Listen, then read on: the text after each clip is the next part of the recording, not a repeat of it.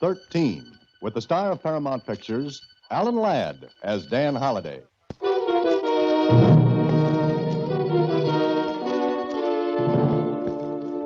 Box 13, care of the Star Times. I should like very much to see you and offer a proposition which could be of mutual profit to us. Of course, there is some danger involved. But then, your advertisement asks for adventure. So if you are interested, perhaps we could have lunch tomorrow afternoon.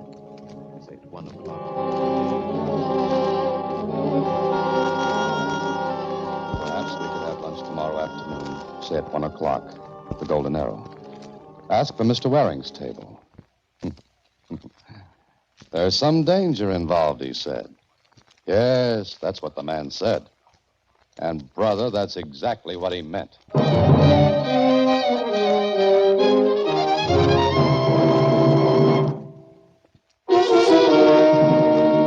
And now back to Box 13 and Dan Holliday's newest adventure, Daytime Nightmare. Well, at least this letter invites you to lunch, Mr. Holliday. Uh-huh. Lunch, and then what? Danger, it says.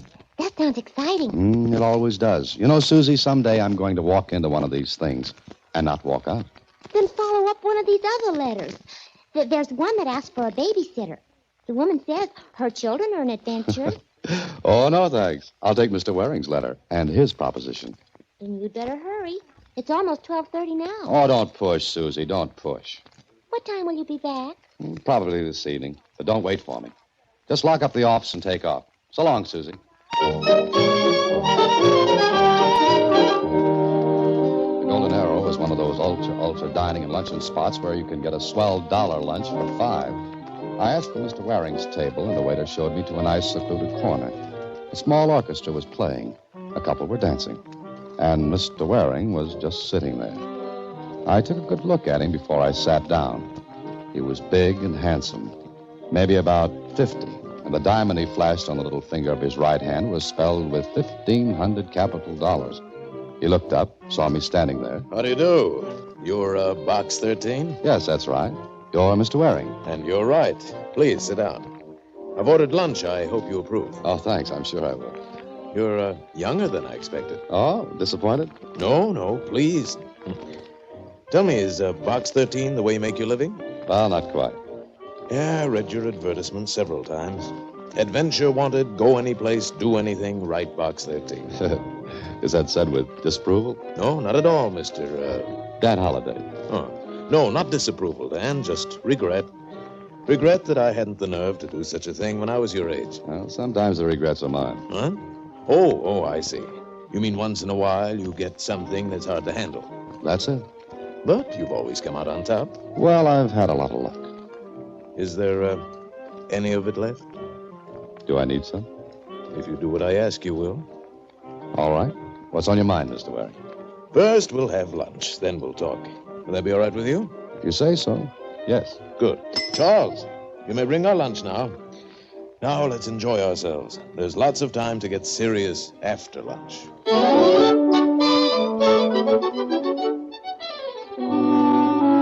Well, Waring was a very good conversationalist.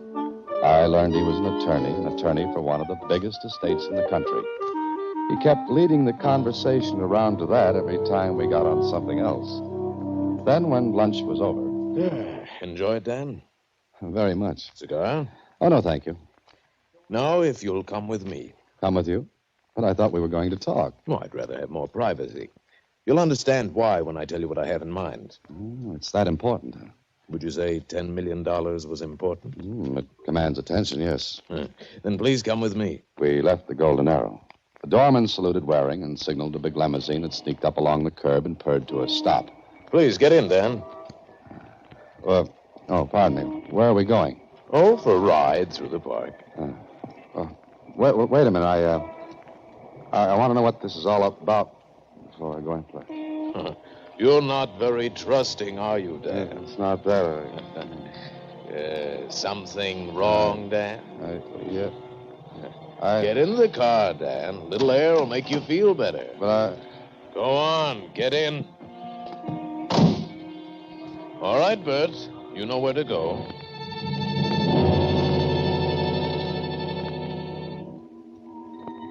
I'd been drugged before, so I knew what it felt like. It felt exactly like this. I came crawling out of the long, dark tunnel with a buzzing in my ears, my mouth dry as cotton. I was lying down, and I reached out my arms. I was on a cot. A nice white cot in a nice white room.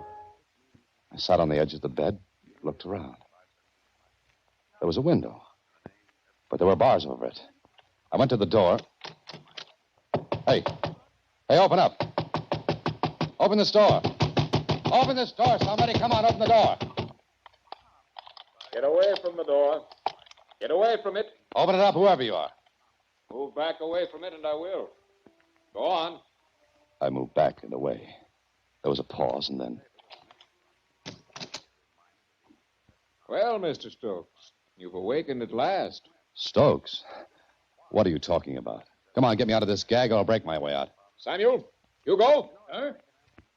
Now, Mr. Stokes, you don't want Samuel and Hugo to take care of you, do you? What is this? Sit down, Mr. Stokes. Please.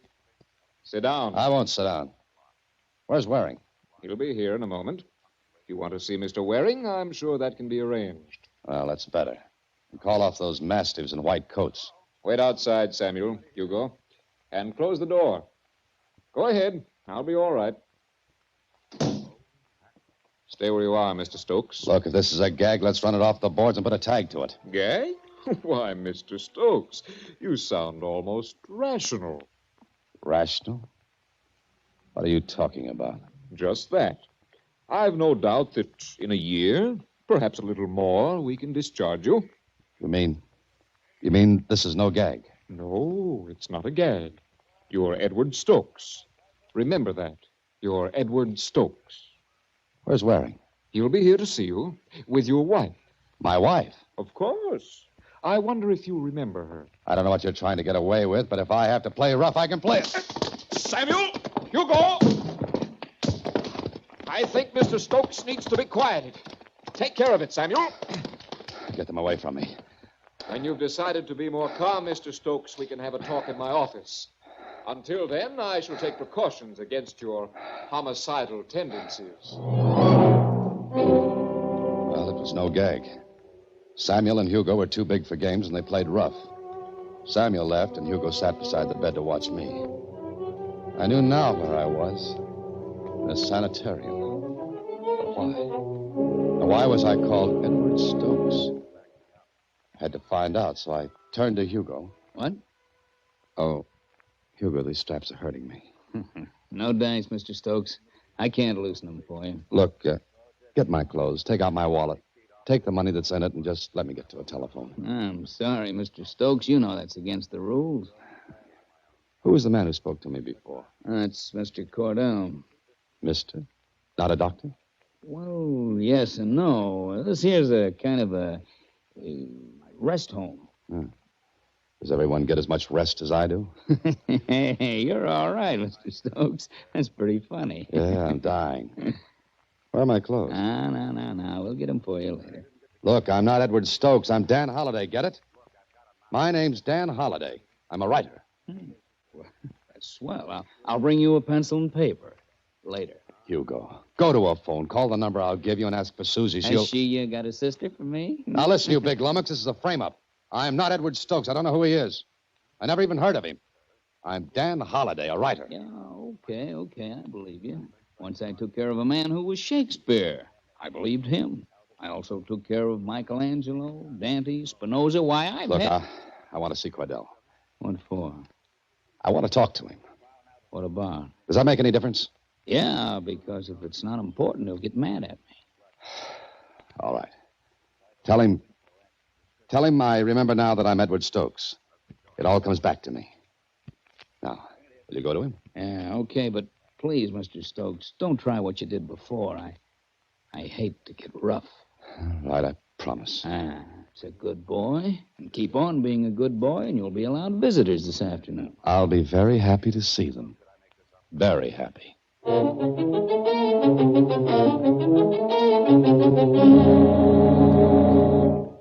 right, Mr. Stokes, I brought you to see Mr. Cordell like you asked. Now, promise you'll take it easy?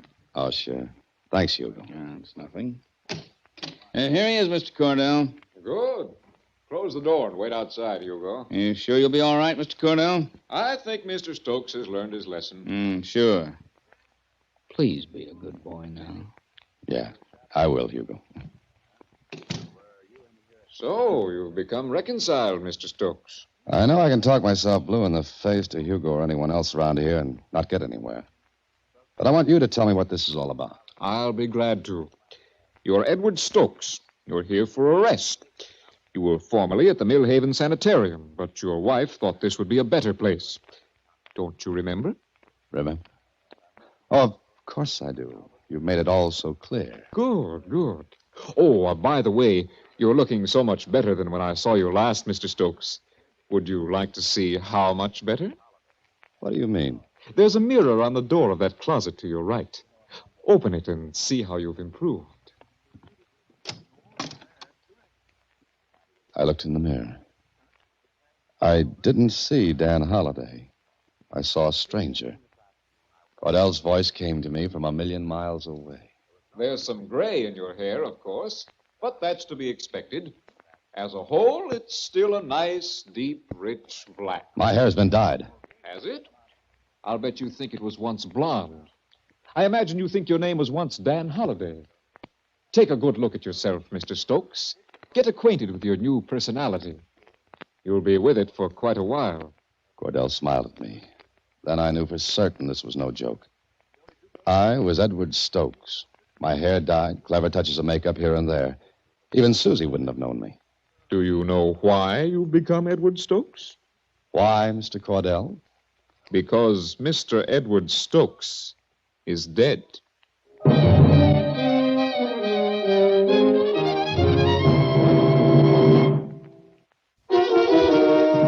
now back to Daytime Nightmare, another Box 13 adventure with Alan Ladd as Dan Holliday. Well, there was a twist. I was a dead man, yet I was alive and being kept alive. But for what? Later in my room, I thought of making a break for it. But there was always Samuel and Hugo. Then later, I was taken again to Cordell's office. This time, Hugo went in with me. Cordell wasn't alone. With him were Waring and a woman. The woman looked at me as I entered. Edward, darling. Would you mind just calling me Dan? Please, Edward. You remember me? Of course you remember your wife, don't you, Edward? Oh, hello, Waring. I must buy you lunch sometime. Lunch? Oh, of course, of course. I told your wife and Mr. Waring that you were so much better, Mr. Stokes. But now you've disappointed me. Oh, I'm so sorry, Mr. Cordell. Hugo, please wait outside. I'll call you if I need you. Sure, Mr. Cordell. He does look like Edward. Must you say it so loud, Philip? Oh, sorry. How long does this go on? Not much longer. Of course, it all depends on you. Yes, how? We'll leave that until later. Clarice. What? You've got to sign those transfer papers. They're all right? Of course. Oh, Edward, it might be interesting for you to watch yourself being committed. I'm warning all of you. I'm going to get out of here.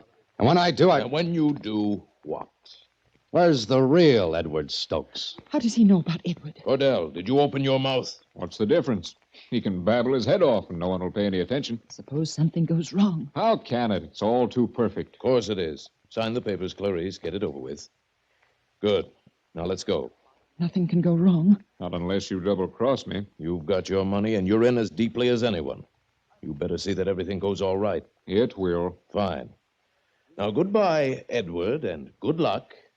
Come along. Well, Mr. Stokes, you're now officially in my care. That should make everything just ducky. Oh, it will. If it's not asking too much, what happens now? My dear Mr. Stokes, if you knew, you wouldn't like it. What's to prevent me from reaching across this desk and knocking your head off, just for the fun of it? This gun will prevent it. You wouldn't dare use it. No, not directly. But suppose you did try something. Suppose we struggled and the gun went off accidentally. Suppose it did? And killed you. Who would be your witness? Not you. You'd be dead. Not Hugo, because he saw you attack me this morning. Cordell leaned back in his chair and grinned. Then he laid the gun on the desk. It was so close to me. So close.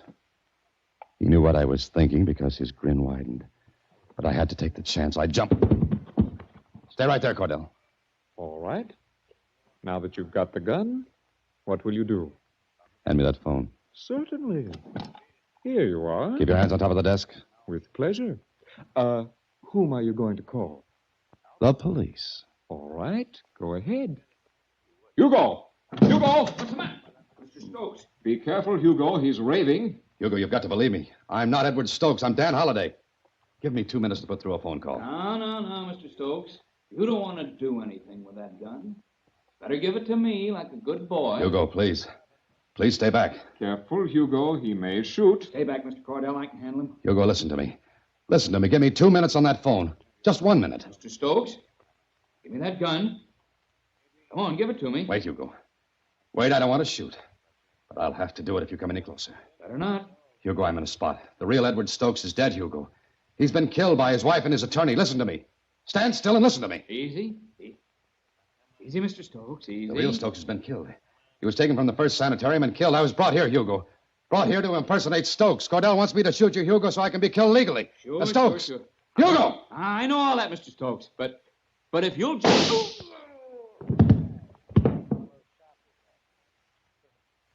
Hugo. Hugo. I'm afraid you killed him, Stokes. Cordell, you shot the poor devil. Of course I did, Mr. Stokes. You shot him with another gun you just took out of that drawer.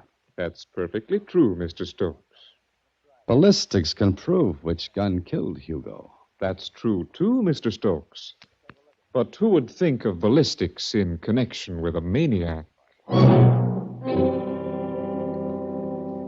Cordell stood there, a smoking gun in his hand. Oh, it was a beautiful frame. In a second, the rest of the people in the place would crowd into that office. What chance would I have? None. I could talk myself into a lather. Cordell put the gun back onto his desk. Well, Mr. Stokes, what now? I can prove I didn't shoot this gun. Think you'll get the chance? I'll be back. Get out of the way. Be careful, all of you. Don't chase after him. He's got a gun. He killed Hugo. Stay back. Let him go. Send out a general alarm. I ran out into the night, out into the rest of my nightmare. I cleared the grounds of the rest home and took to the woods. There was only one thing in my favor, the darkness. I stayed in the woods, but I had to get to a phone. I don't know how long I walked. Maybe an hour, maybe 2. Then I saw a house. There were lights in it. I hesitated, but I had to get to that phone.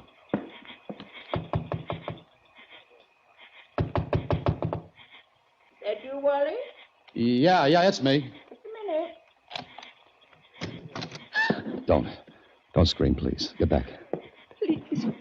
Please don't. Look, I'm not going to hurt you. I want to get to a phone. Have you got one? No, there's no phone here. Where's the nearest one? The filling station down the road. Have you got any men's clothes here? In the closet. Would you mind getting them out?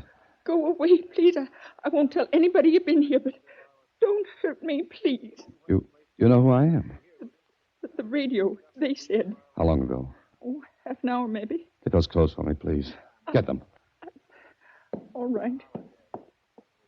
They won't fit you. They're too small. I don't care about that. Throw them on the table there. Just trousers and coat. All right. I pulled the trousers and coat on over the pajamas I was wearing. The woman watched me, and she watched the door. She was expecting someone. Wally, probably her husband. Then... Please go now. How far is that filling station? Oh, about 2 miles. There's no phone closer than that. No. All right, you stay in here. You're not going to get hurt. Just stay in here until you're sure I'm far enough away. You get that? Yes, I won't move. Good. I'll return the clothes later. She screamed. I could hear her screams fading into the night as I ran.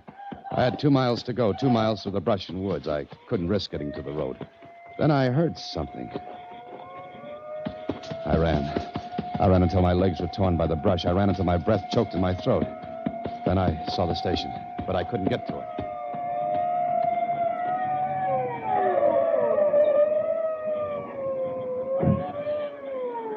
crept closer and lay down in a mud-filled ditch. I knew then what a fox must feel like with the hounds tearing at his heels. I listened. I heard Cordell's voice. To begin with, he's dark-haired, wearing pajamas. But he may have picked up some clothes somewhere. I haven't seen anybody. Better be careful of him, Clay. He's got a gun. Already killed a man back at the home. Don't take no chances. Shoot to kill. I will, Sheriff. Thanks for warning me. Okay, Clay. Oh, got a gun? Sure, always keep one in the station. Good. Keep your radio turned on, too. We're running bulletins on the air. That way you can tell if he's headed this way. Sure. See you later, Sheriff. Remember, he's dangerous. A homicidal maniac. Take no chances. Okay, Mr. Cordell, thanks. Go on. So long, Clay.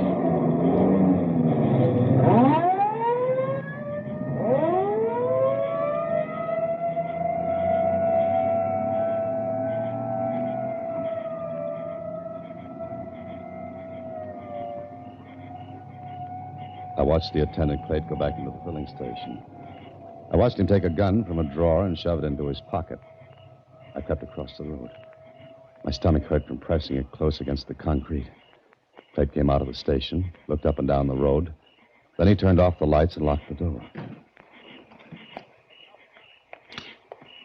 Don't take another step. Don't look around. Don't reach for that gun in your pocket. What are you going to do? Nothing. You won't get hurt. I want to use the phone in the station. It's out of order. You're lying. I'm not lying. Why don't you try it? Where are the keys to the door? In my pocket? Keep your hands out of that pocket. You want the keys, don't you? Keep your back turned. I know that gun is in your coat pocket. The keys there, too? No, in my trousers. Reach in. Get them out. But be careful. Now, unlock the station door and go in ahead of me.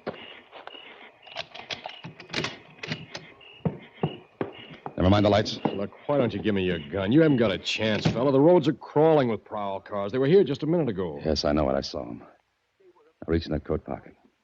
Back to me. Reach in and take out that gun. All right. Hold it by 2 fingers and drop it on the floor. Go on. Now, stand over there while I use the phone. It's out of order, I told you. Stay where you are. Hello. Hello. I told you. Where's another phone? The nearest one's about 5 miles down the road. You're lying. Like I was about this phone? Look, please, why don't you give up? Give me that gun. We'll go into town. Please. They'll shoot you down on sight if you leave here alone. I've got to take that chance. No, you don't. I want to give you a break, fella. I want to give you a break because... Because?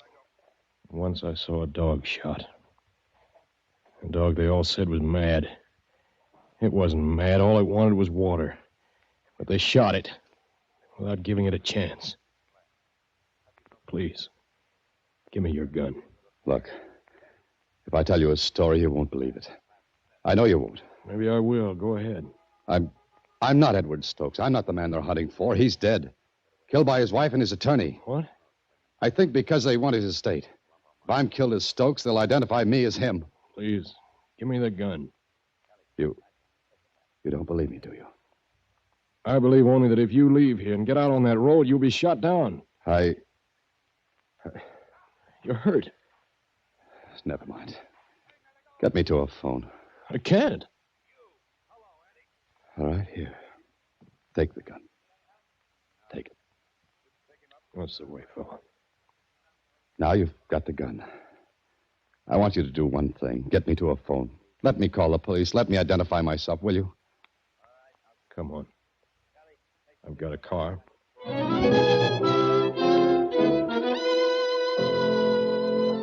Clayt got me to a phone. I called Lieutenant Kling and told him the story. And less than an hour later, the sheriff, his men, Clayt, and I walked into Cordell's office. Ah, you've got him. Good work, Sheriff. Yeah, we got him. I'm surprised you took him alive. Yeah, so are we. Mind stepping over here a minute, Mr. Cordell? What for? Get over. What is this? You'll find the gun that killed Hugo in that drawer, Sheriff. What? What? This man's mad, Sheriff. I heard different from the city. Look out! Hey, take it easy, Cordell. Get that gun, Sheriff. That's the gun that killed Hugo, not the one I gave Clayt. You were right, Mr. Cordell. No one would have thought of ballistics to see which gun had killed Hugo. Now I think I need a bath. and a nice long rest.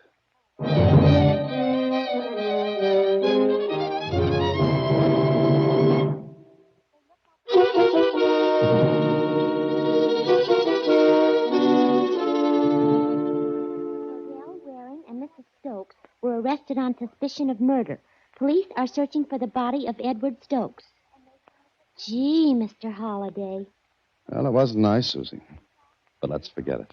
Sure, I know what you mean. Oh, say, I have to remind you. Huh? Of what?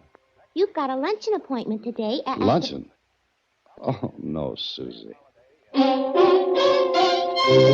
Next week, same time, through the courtesy of Paramount Pictures, Alan Ladd stars as Dan Holliday in Box 13. Box 13 is directed by Richard Sandville, with this week's original story by Russell Hughes. Original music is composed and conducted by Rudy Schrager. Part of Susie is played by Sylvia Picker, and production is supervised by Vern Karstensen. Box 13 is a Mayfair production from Hollywood. Watch for Alan Ladd in his latest Paramount picture.